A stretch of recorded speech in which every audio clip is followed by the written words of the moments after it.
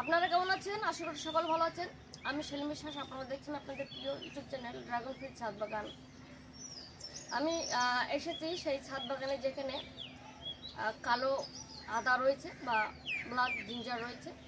তো সেইটা নিয়ে এই ভিডিওটা শেষ পর্যন্ত দেখবেন। আপনাদের সামনে দেখানো হবে। এখানে দেখছেন আদা রয়েছে।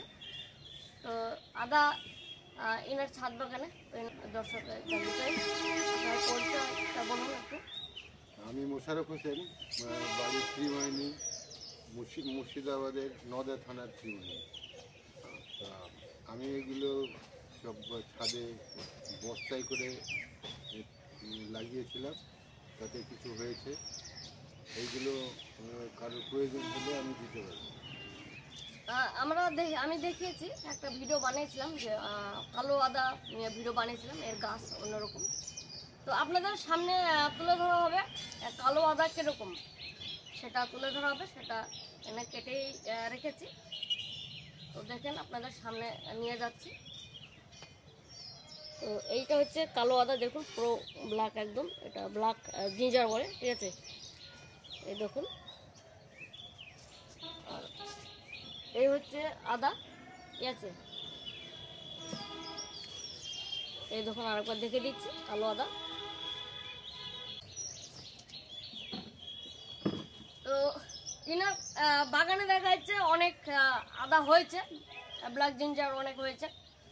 তো কথা হচ্ছে এটা মানুষে নিবে, তো এটা কি কাজে লাগে সেটা একটু বিস্তারিত একটু যদি বলেন, ঠিক আছে। তো আমরা যা আপনি করেছেন, আপনি কি করেন আদাটা নিয়ে কি করবেন? এটা তো মেডিসিনাল আর কি গাছ, এটা ওষুধি গুণাগুণ রয়েছে। তো কিভাবে ব্যবহার করবো আমরা কি করবো এটা নিয়ে?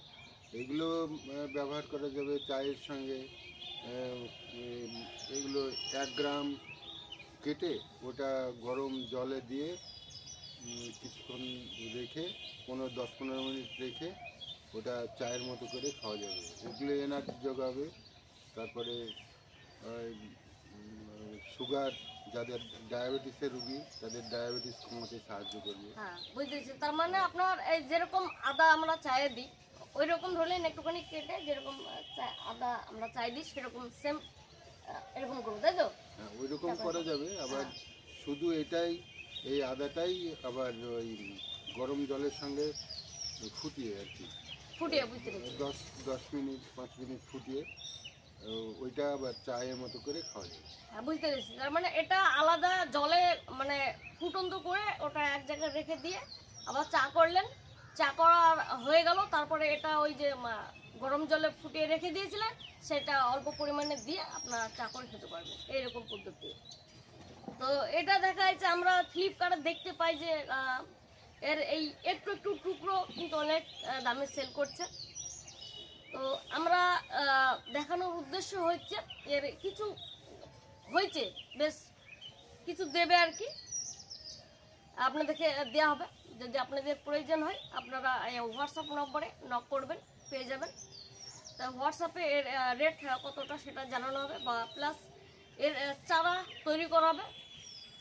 যারা দেখা যাচ্ছে আদা লাগাতে পারেন না, সরাসরি হয়তো মরে যেতে পারে, তো চারা রেডি করে তৈরি করে রাখা হবে। যদি আপনাদের প্রয়োজন হয় আপনারা নক করতে পারেন।